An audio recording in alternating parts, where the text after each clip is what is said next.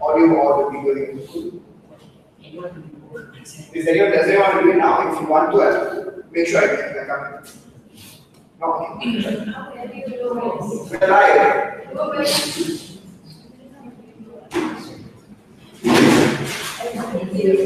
Yeah.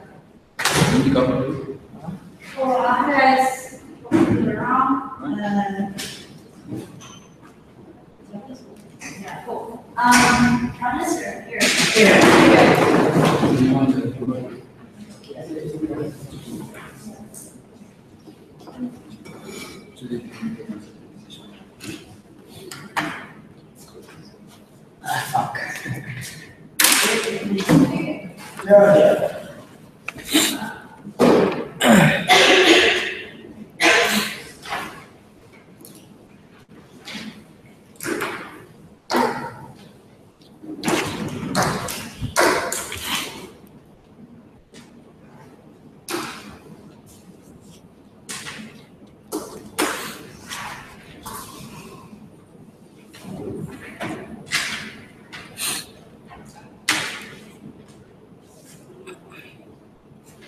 We think it's necessarily harmful, the point in which you have a government complicitly being in the crime that allows a lot more individuals to be in a place where they suffer a lot more, in a point in which individuals, it's just harder for them to opt out of that particular environment, also not necessarily giving individuals a chance to save their lives. We think the point of the debate is that sure, people die at the end of the day, and we're fine with people dying because there are certain principles that you have to consider in the debate. Whether decision made is out of the consensus of the people on the ground. Second, the point in which you are compliant with the crime committed. What are the structures that you support, and what are the things that you entrench in society and necessarily in this particular structure, right? I'll talk about two things, right? Why is it the against of the democratic will of the people? Second, I talk about what's the problem with the legalization of recreational drugs, and what does it support in general. Let's move on to the first thing. Why is it against the democratic will of the people? Understand in these instances where things like this happen in that particular moment of time, it's just harder for the government to create a decision or to create a decision that involves the people on the ground. It's not easy for the government to come out and tell the individuals on the ground, guys, looks what's happening. If you don't give out an agreement to this particular thing, people will die, shit like that happens. We don't necessarily think. Most of the time, the kind of decision made by the government will be hidden, will be secret, right? Why? Because understand that most of the time when it's secret, it involves less people, in which the government would want not tell anyone about it. But what's the problem with keeping this information a secret, or not being able to tell individuals what is the government doing? Is that the point you don't inform the people of the kind of decision that you're making. You are revoking them the choice of being able to make an informed decision. What does this mean? The point in which the government necessarily make this decision on their own without the consensus of the people, make sure that, first of all, you diminish the value of individuals on the ground as someone who only provides a particular utility, meaning to say you do not respect the individuality of a citizen to help in informing the choice for the state, to help you in facilitating the state in coming to a certain consensus. We think it's necessarily bad because now you as the government only sees the value of a citizen only when it benefits you, but not necessarily when these are the citizens who are under your care, under your benefit generally. We think it's necessarily principally wrong for you not to involve them in the particular consensus of making this particular decision, considering also that the victim of the day are the people on the ground, right? But before I move on, yes, Mubarak. So let's assume people carry out a referendum, and what if people want to go to this which they're not going to sure, whatever. If you can allow a referendum to these people, then we're fine with it. Right? The point which you have, at the point under the particular circumstances, it's most likely they don't want to do this particular thing because it's time sensitive, right? They have to really care about the time. They really need to save the most number of people at a time. At least under our side, we consider the fact that people would die, but we also will be able to inform people and inform certain structures or institutions that look, there's something that is happening, and we want to save this particular at that particular time, being very adherent to the time being, we need to do something about it, right? I think only it's achievable under our side. Now moving on with the second thing, right? What's the problem with the legalization of recreational drugs? Understand that there's nothing, okay, we agree to an extent that there's nothing wrong with recreational drugs. Right? You have to understand that the point in which drugs are legalized, the government has always the ability to regulate, create solid laws and policy and monitoring the usage of the distribution of the recreational drug. It's harder just to get the drugs for fun, right? Nothing to say meaning to say that you would have to go in thorough procedures in order to get those particular drugs. Meaning to say that people don't just come in and hey, go to the counter, can I have this particular drug? That doesn't happen in general. Right? But the problem with that is that we think there's an implicit idea in which you give more power to the drug cartels. What does this mean? What's the problem? Because the point in which you absolutely have this particular, in this instance, meaning to say that you give more power to the drug cartels to sell drugs, to let the drug cartels to operate. You celebrate or you support the kind of operation that they have.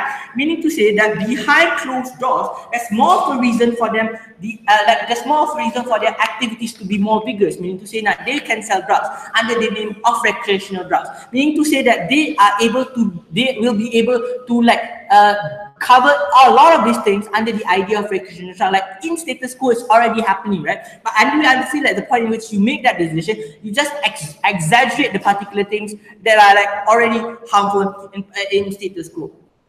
Right, and then we understand that the second level analysis to it, that you necessarily are complicit with the kind of structures that exist within drug cartels, right? Because understand that the drug cartel, in order for them to have a strong structure, they need more people, right? So what does this mean? Meaning to say, you are also as a government, you are also supporting the ways in which they manipulate individuals to come into that particular structure. They manipulate individuals to feel like things and say things like, oh, if you don't have any other form of job, the only thing that can benefit you and your family is bad when you join our particular structure. This is the kind of thing that the government is complicit at the end of the day. And we think it's necessary, but have a seat, both of you, it's already 6.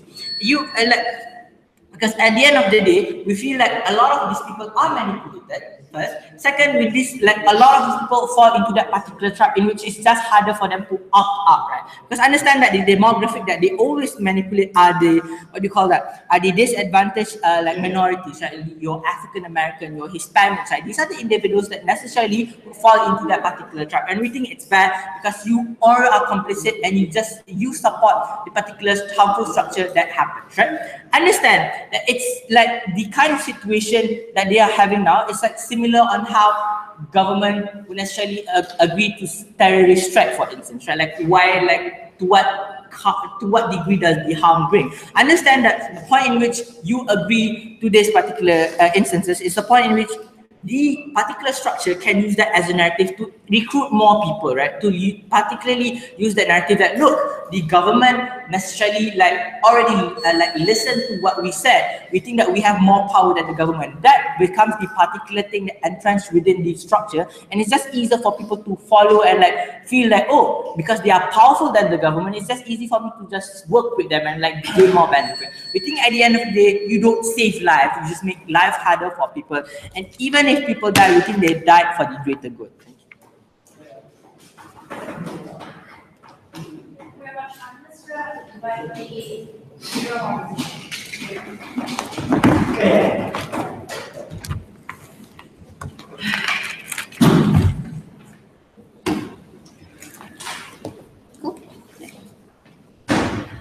I think in order for this debate to progress, we have to understand the context of how drugs work. What kind of users are the ones who take drugs, and what are the impacts of allowing a lot of individuals to die at the point in which they consume recreational drugs? So I'll be providing the context in my speech. Firstly, I think that there is a huge existence of the black market that all teams should concede to. For example, we have no idea the amount of individuals who consume drugs, and we have to decide as the President of America whether to sacrifice these individuals or allow for the legalization allow for the legalization of it. I think it's the burden of the government who tells us that these horrible individuals who are lawbreakers deserve to die in their world, and we think that if we allow that to happen, we would allow the government to legitimize mass genocide. In my speech, I'll be talking about 8 things. Firstly, I'll be talking about like characterizing who are these users.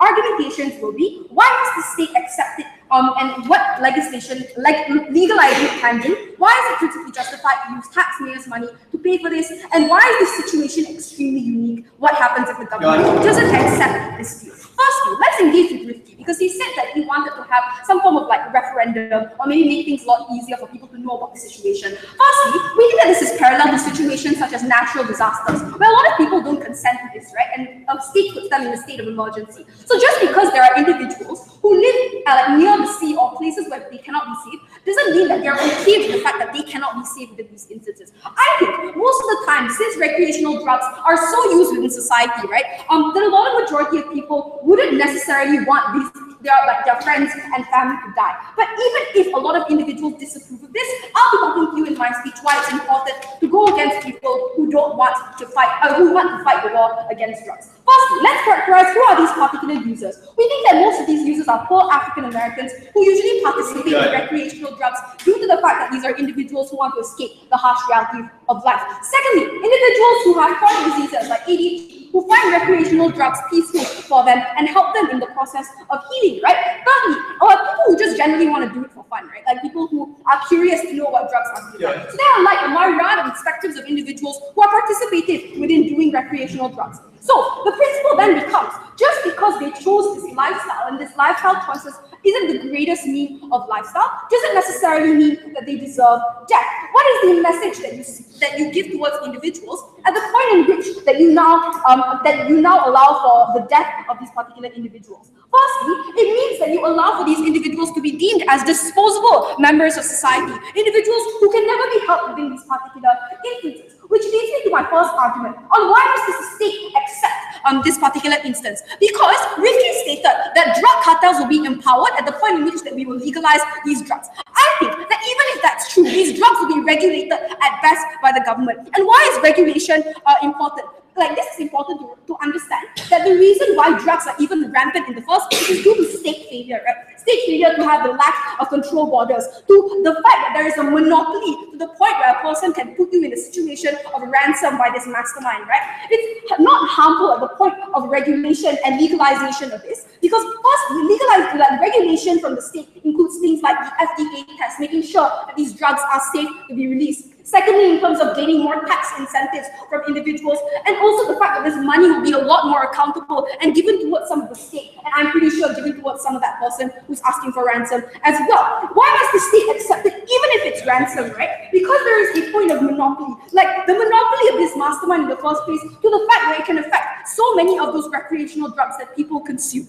Before I move on, APOIs. Yes. So, if after paying the money, the owner increases the demand, doesn't actually give you the antidote, would you be okay with following through with a second demand? Sure. Yeah, let's go ahead with that. Like at the end of the day, right, a lot of people will still die in your world if you don't accept it. I think it's better to take that trade-off. Secondly, in terms of argumentation, why is it justified to use taxpayers' money to save people's lives? Firstly, we already do this on many principles, right? So, for example, a lot of rich people are like accountable in having to pay tax, and that distribution goes towards the poor. Or the fact that a lot of people who smoke at the end of the day still can have access to healthcare in hospitals, right? So, like, despite the like it's the same principle here. Even if you're not a person who is a drug addict or a person who is involved in recreational drugs, you still should have the ability to save your own life, and people should be able to help you in those particular situations. But also, why is this situation particularly unique, and why is it that we will debunk their idea if they come up with an idea in precedence and other terrorists trying to ransom us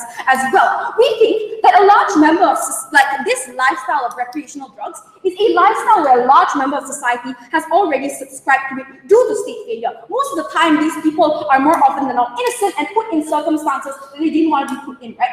But poor people who subscribe to this in your world will have to die because they have no other alternatives in the first place. Like, that's the reason why they even opted into drugs in the first place. It's because of the fact that they couldn't escape the harsh realities that existed and the harms that they faced from the state, right? What happens if the government doesn't accept that particular deal? Firstly, you'll strengthen a lot of elitist claims that we shouldn't help poor people, because these are poor people who are not educated, poor people who opted into this particular lifestyle because they wanted to have some fun. These, like, the comparative under our side, like under your side, is the fact that there are these individuals who be considered disposable, And on the outside, we can regulate that with the legalizing of drugs, but you cannot regulate the elitist concept that they had in the world, that these are particular individuals that should die in our world. And at the end of the day, we are a failure of that policy. No, thank you. In terms of having poor people like in large numbers, like maybe this will affect like policy making in the future. We think that poor people like exist in large numbers. These are individuals who affect a lot of political sway in terms of like during elections. Once these poor people die, like there won't be a lot of like changes. Even if there are changes, it'll be minimal at best. We think what happens in your world, is that the president sets up a precedent that shows that this is a form of a legitimate claim. The views of people will now have to be catered towards like demonizing drug addicts that exist within status quo, but there will be no point in demonizing them anyway because they'll be dead, right? Like at the end of the day, like most of these individuals will have to suffer and have to die at the point in which that you don't receive that antidote. We think that obviously there are risks in like negotiating with these individuals, but not participating at all as the president of America also leads to a floodgates of your poor people dying and your poor people always constantly being disposable in your world. Thank you.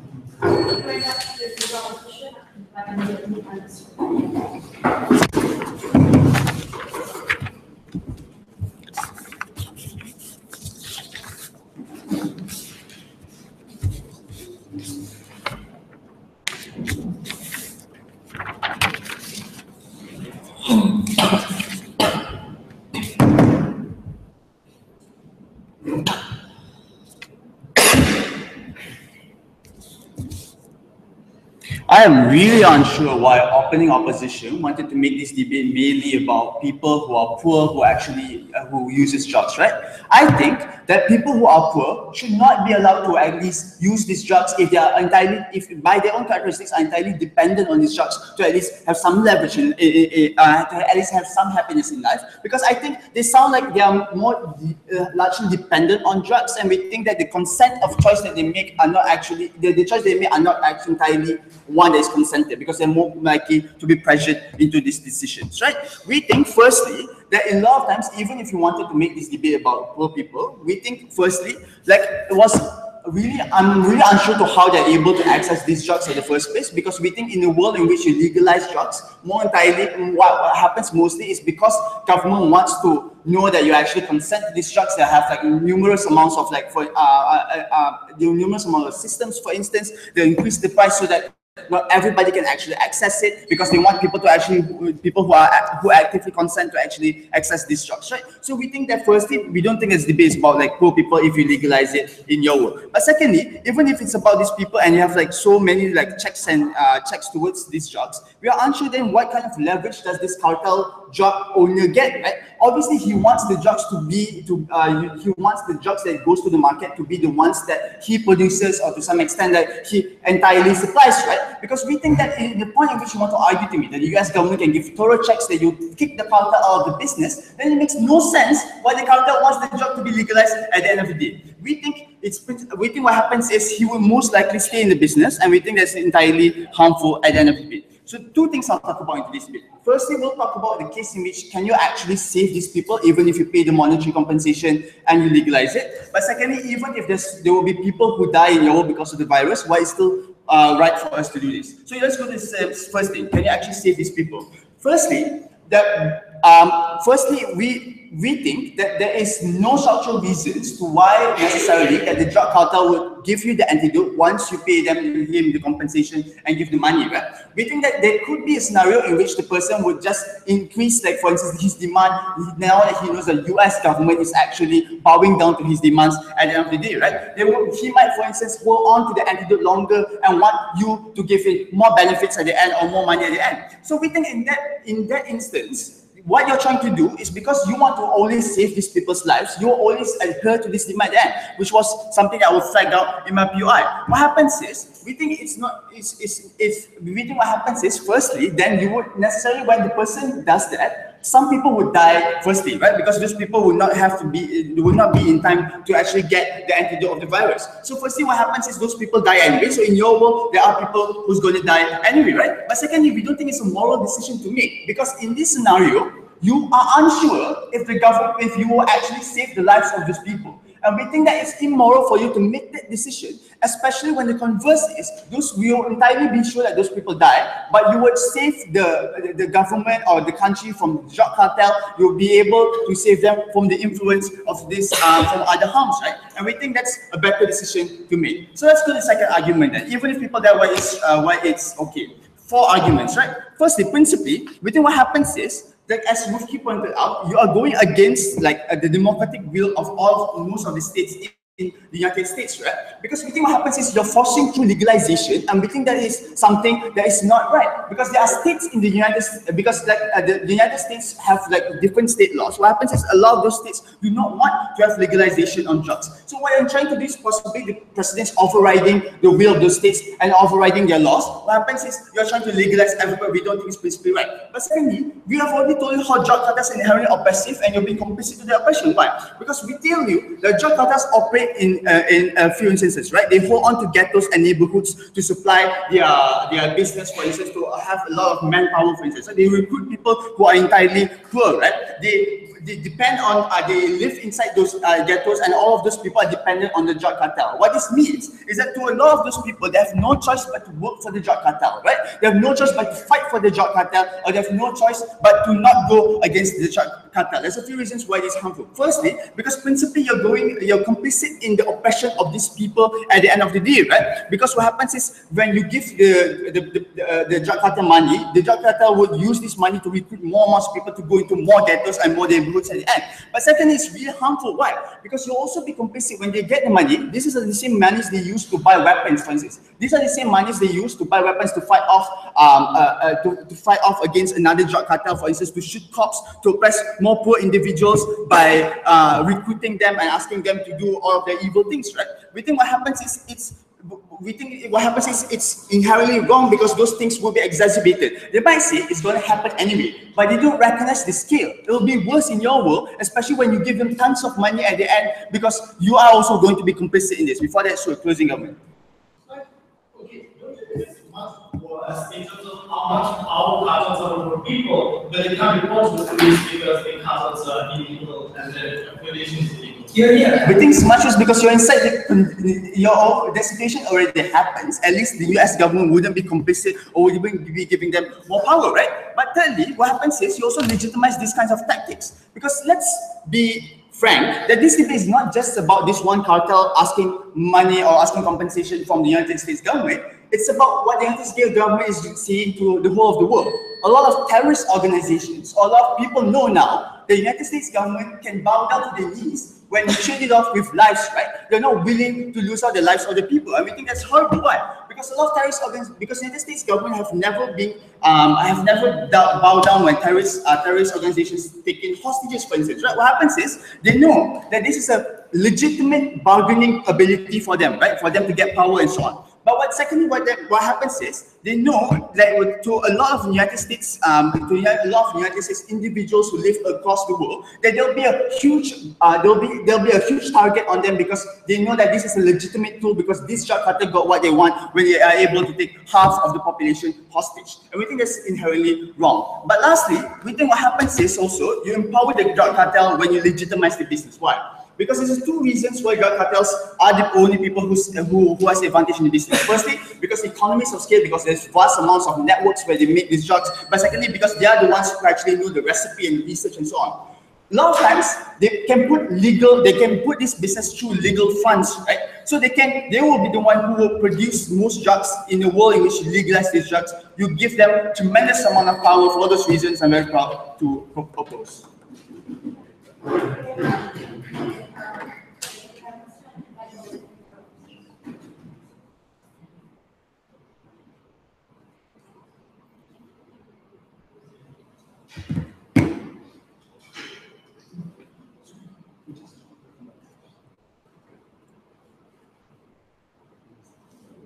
In the 1920s, 5,000 people died after consuming alcohol during the Prohibition era. The government kept it a secret from them for up to 50 years before people finally discovering the death was caused by government's mismanagement and government's negligence at the end of the day. We think it is far time that the US government stopped using humans as disposable beings that we can simply toss away because we fail to manage the situation at the end of the day. What side opening opposition will firmly press into this debate is, number one, why is it extremely important, especially the President of America, to value human beings? Number two, how do we best regulate drug cartels and de-escalate the harms that were presented by opening government?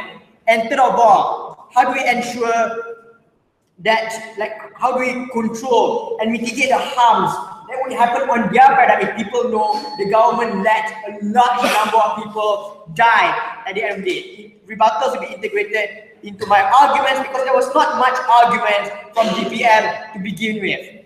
First, contention. Why is the President of America we should value the life of human being over like disposing them as disposable beings? On the first level, we would like to posit to you the idea that a President of America, regardless of who voted him in, regardless whether they support recreational drug or so on, have to favor them regardless. That's why when people within liberal countries are suffering from flood and so on, you still use federal funding in order to save them at the end of the day, because we don't think that a President of America should take sides of political spectrum. He should cater to people at large. There was no engagement or there was no comparison shown at all by opening government in this particular regards.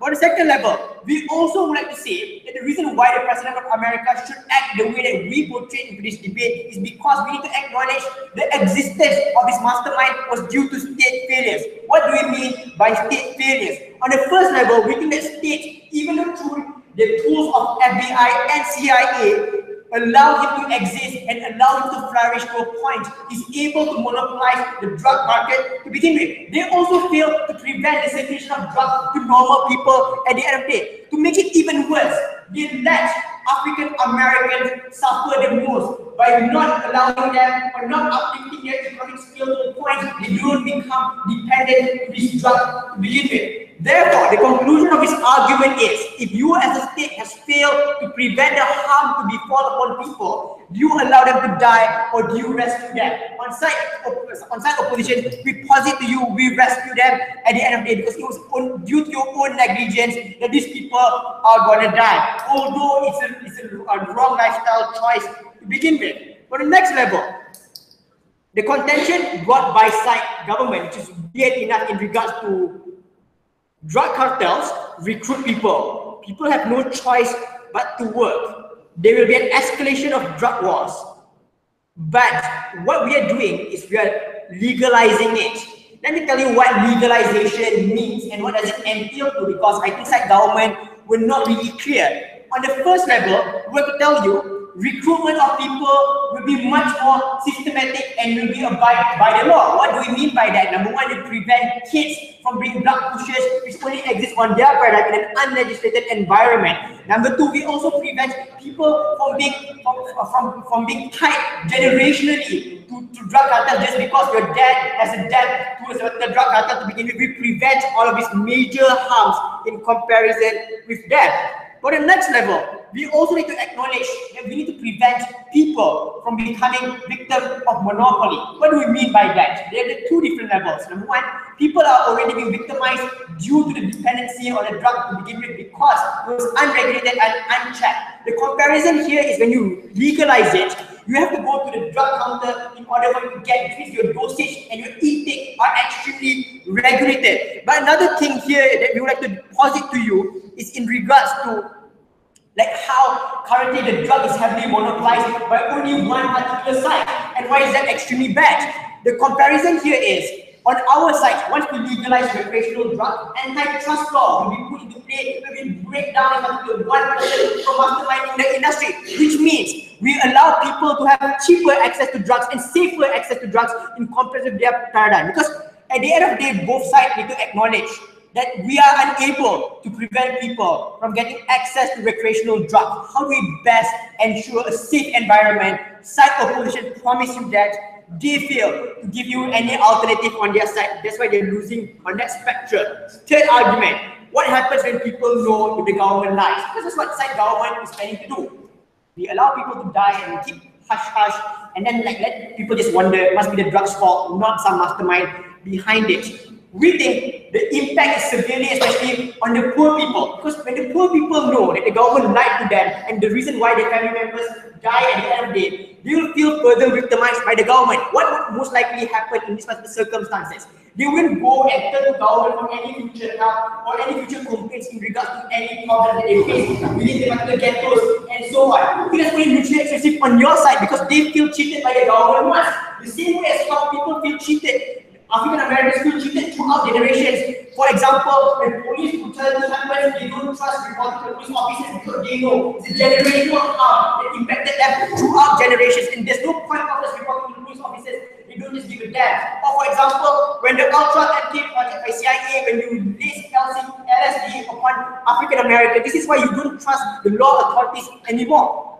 When you lie, people simply don't turn up to you, and people won't simply trust you or cooperate with you anymore. On your side, you lose future cooperation. For the next level, you also think this will also embolden further scrutiny on governments or future government policies, and you also empower crack theory and conspiracy theory and so on. The reason why anti-vaccine group gain like a large momentum is because they're able to show the government lied during the prohibition era, the government lied during the ultra-anti issue and so on. What was most likely happen on their paradigm is when you don't tell people why large number or large pockets of poor people suddenly die. This is where you empower and embolden this conspiracy theory of the guy writing InfoWar, for example. The conclusion of this debate is simple.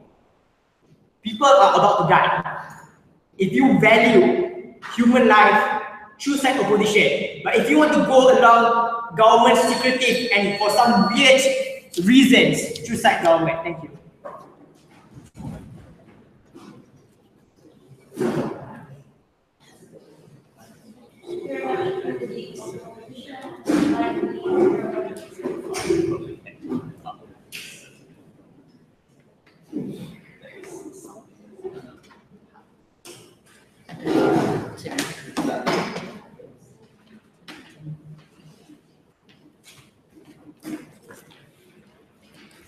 I think it's based on the King's Man or whatever you call it. Yeah, I watched the freaking movie, it's right. No idea what this debate is about. Alright, great. Alright, I think it's very interesting that opening gun and opening arm both talk about the fact that keeping things secret from the public is generally a bad idea. We totally agree. Therefore, our policy will be one of openness. Right now, finally, for commonsensical policy on gun, right? Okay, great. One, this is how we're going to deal with demand. We're going to warn people in advance with evidence, with regards to the correspondence with these cartels, that these drugs are actually laced with a deadly virus. Now, obviously, not everyone is going to listen to it because some people will be distrustful of the government, but most people will listen to it because they fear their lives more than they distrust the government. So that will limit the scale of death to some degree. Secondly, we will also decriminalize drugs, and we will offer treatment centers to people who require, those services in order for them to not continue being addicted to the drug, right? So we think that this has been done in cases like Portugal, for example. So we don't think this is an unrealistic measure to deal with the problem of drug addiction. Last but not least, on the demand side of the equation, we'll try to come up with the antidote measure ourselves. Now, and I admit, it's going to be very, very difficult to come up with the antidote, which means that in the meantime, a lot of people are inevitably going to die. But obviously, the point is, many people are going to die on both sides of the house, I would say, which means that we're not dealing with an infinite number of deaths, but we're really dealing with an extremely big problem that is outweighed by an even bigger problem that we're going to be talking about. On the supply side, there are three things we're going to do. The first is to confiscate all known drug suppliers' supply. So in order to incentivize this happening, we're going to provide protection as well as amnesty to middlemen who willingly give up the supply of the drugs and who rat out like cartel members who they are aware of or distribution channels that belong to cartels. Secondly, we will help to find alternative employment or welfare options for people who grow opium or who sell drugs as middlemen. So if you worry about your drug pusher at a corner street in the middle of Harlem, for example, yes, we will offer alternative options for them. Now, this may seem like an extremely ambitious policy to you, but I'm sure the political capital and the financial resources can be found, given the fact that the world in which we're talking about is literally a state of emergency, in which millions of people are going to die from what is effectively a terrorist act. Last but not least, we're going to engage in an all-out war against cartels. I think this is fairly obvious. So even with even greater and more drastic measures against cartels than what we're already doing currently. Great, so that's the policy, and I admit it's a vastly imperfect policy, right? But their policy is also imperfect for reasons I'll explain later on. Okay, let's deal with one point of rebuttal. How bad is the harm? So they say, millions of people are going to die. So I admit that due to ignorance, lack of information, or due to stubbornness, that hundreds of thousands of people might end up dying as a result of this policy because they don't trust the government warnings that this is going to happen, they take the drugs and die anyway. But there will definitely be a limit to how much death there is for two reasons. Firstly, because communities tend to cotton on to the idea that people are dying of taking drugs like weed. Most people don't expect to die of weed, and when they start dying off, people are going to suspect, regardless of what the government says or doesn't say. Rumors will be flying around saying that these drugs are contaminated, they're laced with viruses, or that people are dying for no particular reason. Like the friend that was regularly smoking weed and doing nothing suddenly just died. Quite obviously, there is a limit to how much people are willing to consume these drugs in the first place after a certain point in time. Secondly, the idea that there is a precedent for how governments deal with illegal things that turn out to be really bad for you. So, for example, if there are illegal protein supplements, illegal vitamin supplements, illegal dick size enhancers, that people market to be effective, but which turn out to be poison, government advisories usually convince the vast majority of people not to take these things anyway. They may distrust the government, but they fear for their lives more. So we think that there is going to be a limit as to how much harm will be caused. Now, for our extension, we should actually tell you what the real harm of abiding by this policy is. First point of extension is why we have to break drug cartels. Because drug cartels are bad not only because they sell harmful drugs like coke, meth, ice, heroin, right? Stuff that is far more harmful than weed. Not only do they just forcibly recruit others into becoming drug pushers or shoot other drug cartels, like Naufal talks about, there are two key things that I want to emphasize. First, that they often branch off into illegal activities, other illegal activities like trafficking, like prostitution, like running protection rackets and extortion, right? Because selling drugs gives them the capital to do so, and obviously the profitability of these alternative criminal industries gives them the incentive to do so. So the harm that is caused by allowing drug cartels to continue existing or to expand as a result of giving them more resources in the form of ransom or legalizing drugs so that consumption increases is much more considerable than merely more people take drugs and taking drugs is bad. The consequences literally multiply themselves. Secondly, that the largest drug cartels often have roles within the police forces or justice departments, and that's just the best case scenario, which undermines our ability to fight off these drug cartels. In the worst case scenario, you either bribe key officials into supporting the activities, which means selling of dangerous, adulterated drugs goes rampant, or in the worst case scenario, like in Mexico, they assassinate mayors and police force chiefs altogether, which means a complete breakdown in law and order in large parts of your countries, especially your developing countries, which means the consequences are A, you are increasing confidence of these drug cartels and in these drug cartels, which means recruitment increases exponentially and drug cartels are emboldened to conduct even more criminal activity. And secondly, you give them more resources to finance activities. The true impact, however, is how this multiplies across the spectrum, right? If hundreds more people die as a result of being killed by drug cartels and the new weapons they buy, or as a result of the breakdown of law and order in these neighborhoods, in every single poor neighborhood, multiply that by tens of thousands of poor neighborhoods and poor cities across many different countries, and quickly the death toll that is hidden from everyday news is effectively tens of millions of people that rivals the death toll that you talk about that is publicized in the media as a result of people taking drugs laced with viruses. So while it is true that the harm from our policy is far more apparent, in reality the hidden harms that we're talking about that get ignored in an everyday scenario are far greater on their side. I'll take a break. Drug cartels, all the harms of drug cartels are mutually exclusive under your side. Why is it that regulation will make things worse? Right. So you assume that these harms are not mutually exclusive. So what I'm going to say is that in the worst case scenario, obviously we're not going to be able to stop all drug users. We're not going to be able to wipe out every single drug cartel, right? But the realistic aim is to in the worst case scenario, we're going to allow them to get larger because we provide them with much more ransom, or because we now provide a legal avenue for them to continue selling dangerous drugs to the rest of the community, increasing the consumer base, increasing the profitability and their ability to expand into other criminal industries or bribe key officials even more. That's the worst case scenario. In the best case scenario, what we hope to do is to wipe out the smaller drug cartels, is to considerably reduce the number of drug users because we warn them in advance that these drugs are laced with viruses. We try to ensure that we get rid of not only the demand for these drugs, but also steadily undermine the supply chain and basically get people to rat out these drug cartels so that we reduce the size, we take out key operators, so on and so forth. So in the worst case scenario, not allowing them to become stronger already means that we save millions of lives. In the best case scenario, we weaken them even further, which means that ultimately, we have to make the hard choice of potentially incurring hundreds of thousands of casualties in a world in which some drug cartel magically finds the way to poison the entire world's drug supply. We have to make hard choices, and I think our choice is the easier one to make. Go with our closing comment.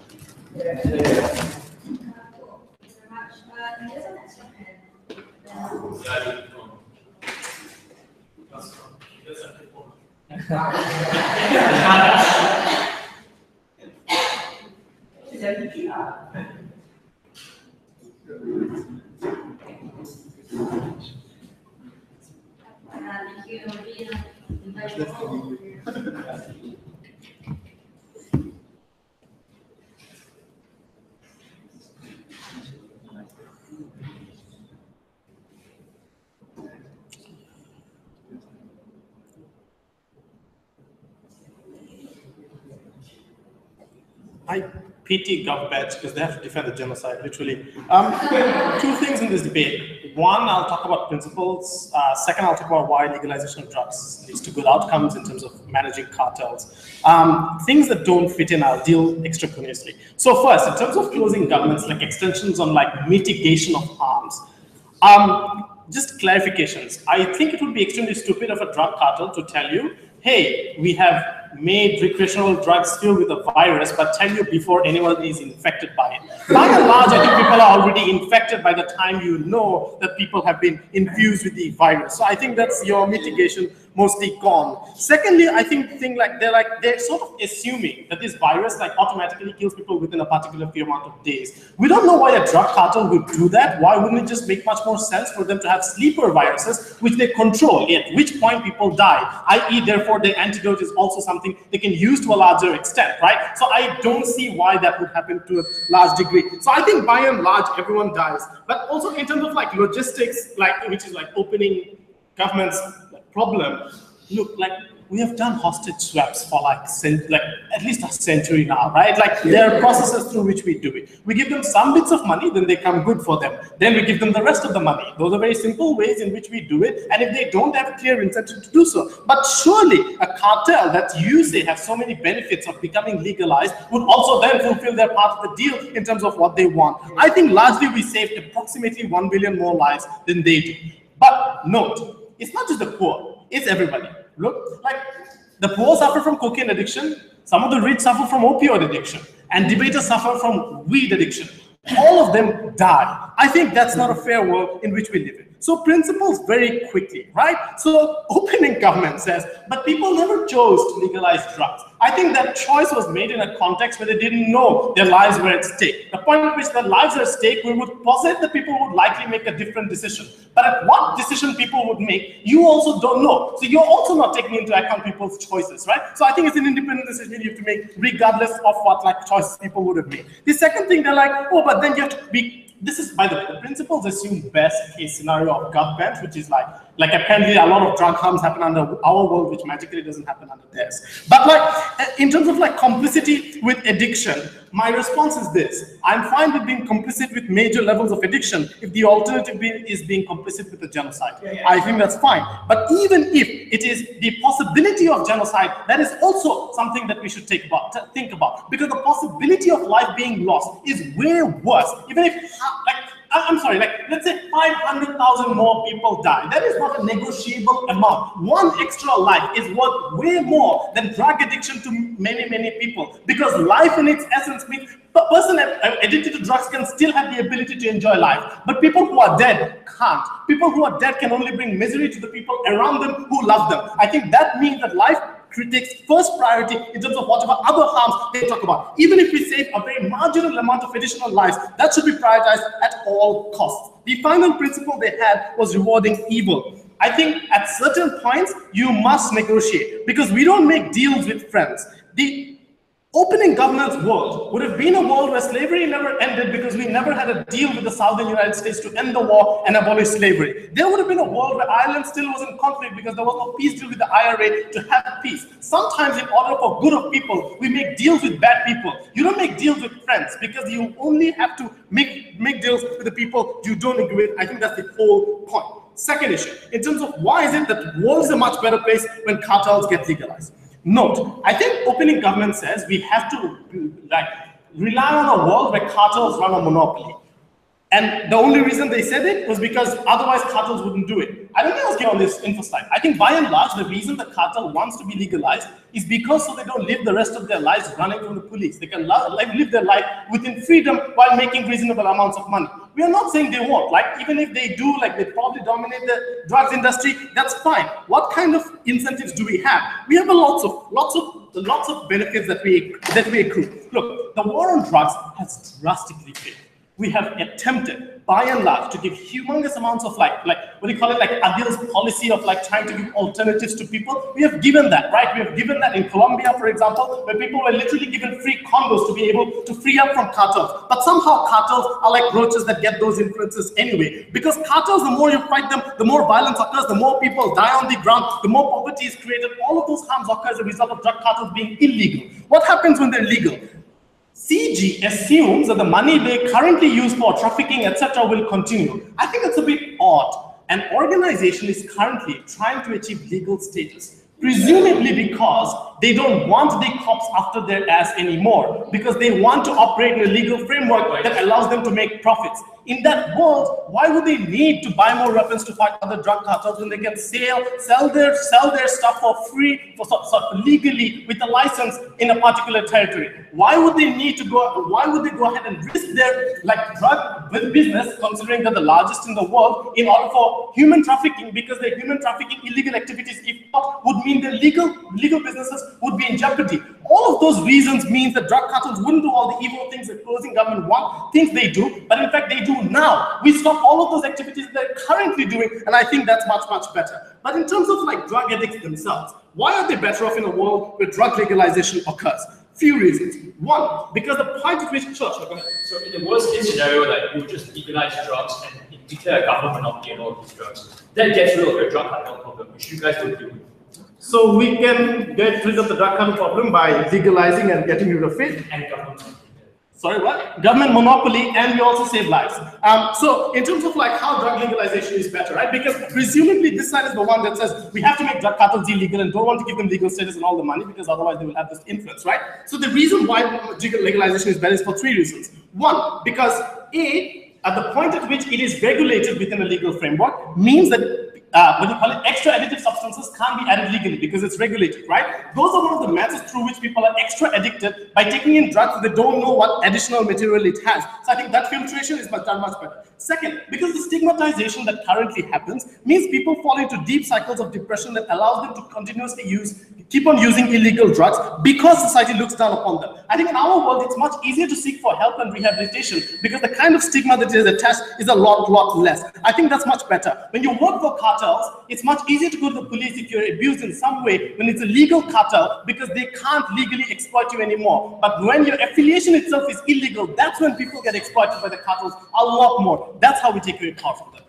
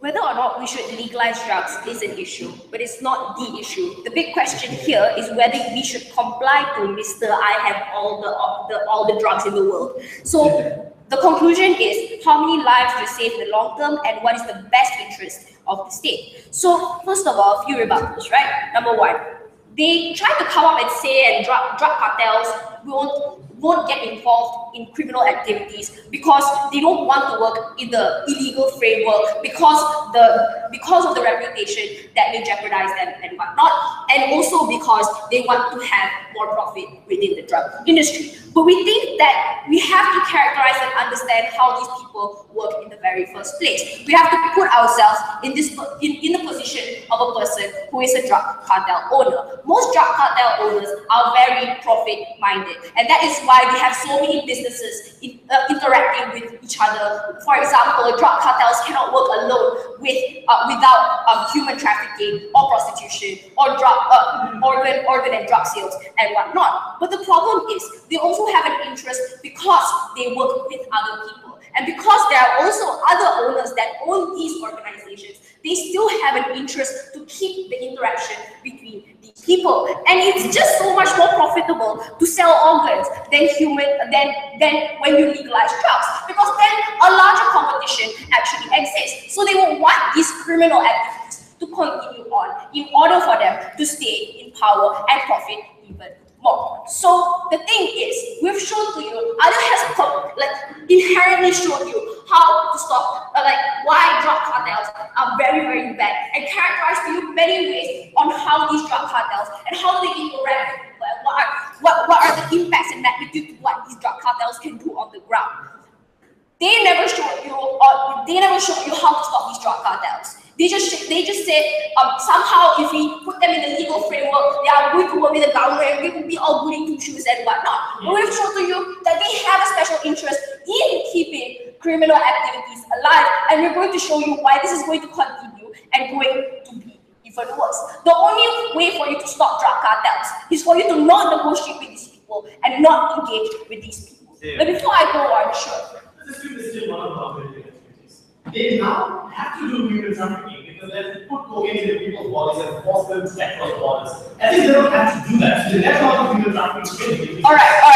I'll get to the drug parts later, right? Because we want to engage with why drugs should be we shouldn't be legalized with drug cartels and whatnot. So since that's the main idea that you asked, I'll just answer this question immediately and I'll discuss what are the importances, the analysis for why legalizing drugs from drug cartels is even a good idea or not. So let's engage with this idea, right? So we'll prove the logical links and process to what happens when you do legalize these drugs from drug cartels. I repeat, not drugs from medical or laboratories and whatnot, right? So I'll try to talk to you about how these drugs will be checked and scanned through to ensure that they are clean. But we have to understand the problem here. The reason this ransom actually exists in the first place is because these drug cartel owner wants to profit from the exchange. We have to understand that these drug owners work in such a way that they sell out drugs not because they see it as it is okay, because they want to defend the rights of people who do drugs. It's because they want to profit a large sum from it.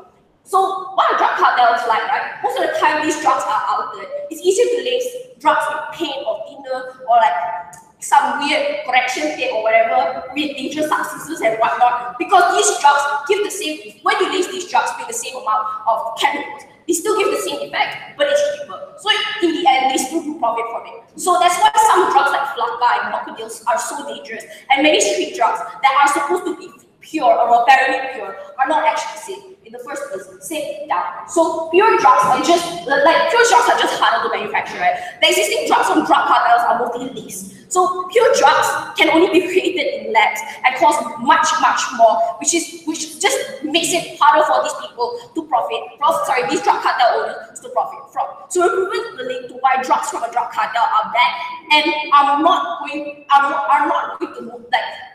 likely to be sold as, like, they are less likely to sell clean drugs in the first place. So the comparison here is, even if we don't allow this to happen, we don't get these drugs to exist and whatnot, right? So we'd rather have labs that manufacture them when needed rather than selling these drugs from drug cartels. So we do legalize drugs for medical purposes, but not really for recreational purposes. If you wanted to get rid of them for addiction, we think we should do it like medically, right? So let's get to the big idea here. So let's analyze this debate in the reality of what happens when we give these people the power that they need. So let's engage with the comparative, right? Sit down.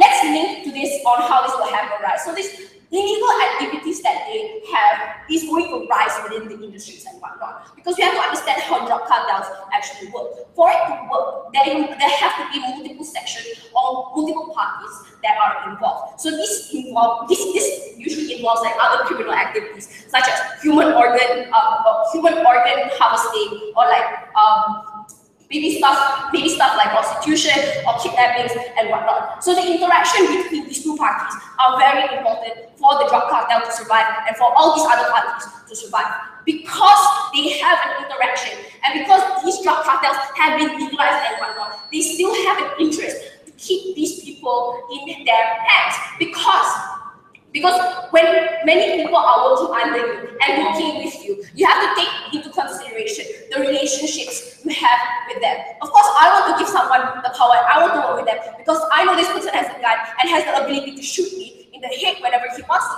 because I don't want to comply with him. So there is a need for the owner to ensure that his or her gang members are occupied. So to invest, so in the end, they do invest more in these criminal activities and whatnot. So at the end of the day, we've proved to you why these criminal activities will remain. They try to talk to you about how we are providing a hidden genocide. What they don't realize is that they also have a hidden genocide on their hands, allowing these criminal activities to exist because of the relationship these drug cartels have with other parties and whatnot is putting the state at danger. Once you put these drug cartels into power, and when they do remain to interact with other people, this means that you're putting the state in danger, you're endangering everyone, you have put the chance for everyone to get possibly killed and murdered, and this can be considered as a hidden genocide also. So there is no inherent benefit on your side, but we at the end of the day put that to the state. Thank you. Thank you very much for the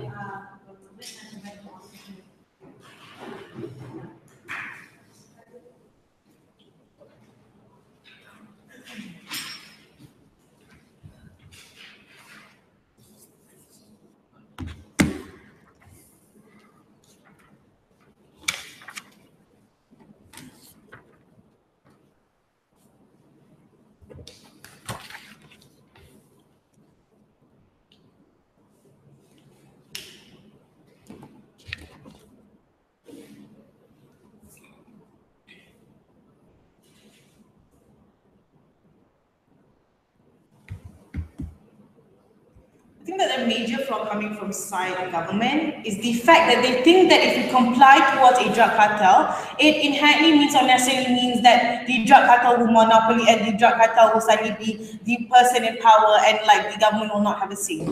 Notice this. The reason why drug cartels are doing things like in a black market or doing things illegally is because there is no form of like there is no form or there is no way for them to carry on their business without getting shunned by society, number one, but number two, without getting like government actions being held on them. And we think that that's exactly like what they want. We think that under our law, the point in which you do not comply, the point in which you comply to what they say is necessarily the point in which you ensure that you can legalize, the drug trade, number one, but also you have the ability to control and regulate drugs in and of itself. The alternative under their side is, even if you don't comply, it still means that the drugs are the enemies of the government, and it still means that these drug traders will still feel an incentive to create all the harm that you wanted in the first place, which is status quo anyway. So we think that under our side, we create a room and an ability for us to be in control of what exactly the drug cartels are doing at the end of the day, right? So what exactly does our work necessarily look like? So number one, we think that our work can ensure regulations. How does this happen?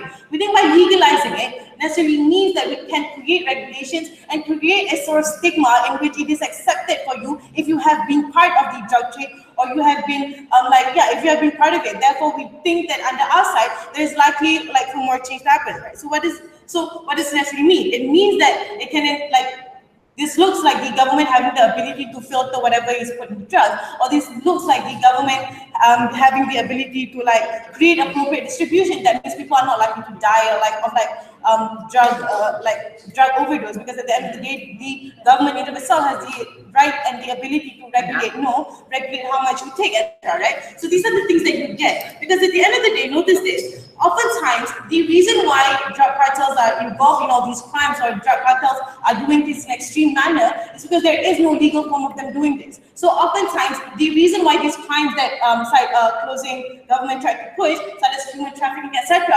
happens because they are trying to get away from the police. Meaning, oftentimes they have to smuggle drugs, and these are the reasons why collateral crimes are created in the first place. But then the point in which there is a legal form of you creating a business, this is the thing that drug cartels are more likely to opt into. Even if there's a monopoly, recognize that now the power is in the hands of the government, because they have an outlook on these things. And at the end of the day, notice that the government is giving the drug cartels what they want, which is legalization. We think that the reason why they do all these things is because they want sustenance of their business. And at this, and under our side, we create an ability for them to sustain their business of drugs, but ensure that we have a control over it and we have regulations over it. Sure.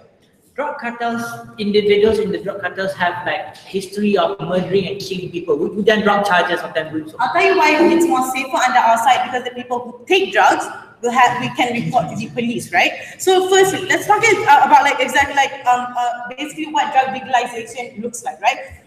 Notice that under their side, they claim that they want to help the people, and they claim that they think that they want to protect the people because drug cartels are so dangerous. We'll tell you that number one, regulations can ensure safety towards people. What does this look like? Oftentimes, people are likely to die from the additives, like Mubarak said, the additives from the drug in of itself. But also, like they said, there is a high likelihood of these. There is a high likelihood of the drug cartels murdering people if they were to not comply with what they say.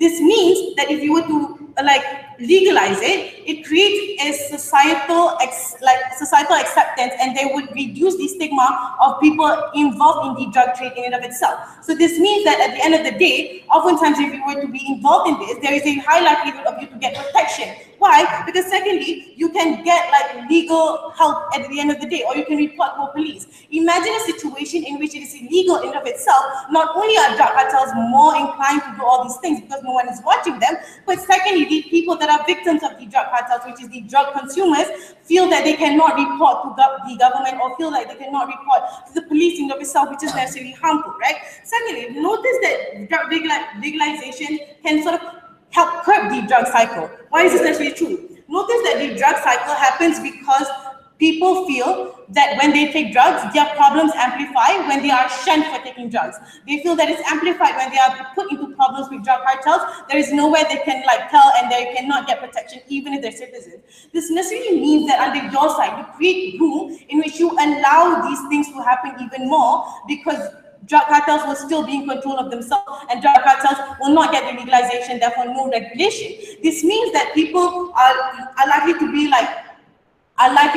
people who are drug consumers or drug addicts are likely to continue being in this cycle in which they are scared to get rehabilitation or scared to get help, which is is necessarily harmful at the end of the day. Notice that the reason why exactly is the safety of like drug consumers necessarily important? The reason why there is war against drugs and the reason why government is so happy for people in the drug business to die is because they think that it's necessarily harmful, the drug problem. So we think that at the end of the day, how we can help them and how we can curb the harms is create an accessibility for them to get rehabilitation or to get the help they need in order for us to do this. We think that under our side, we create more room for them to have regulation and therefore more room for people to feel like they can actually get help, right? But lastly, right, we think it's necessarily important to know the whole life thing. Notice that like government is okay with killing all these people, which is necessarily harmful, right? We don't think that's the ideal world in which you, just because you want to get rid of the drug problem, you are willing to kill your citizens in of itself.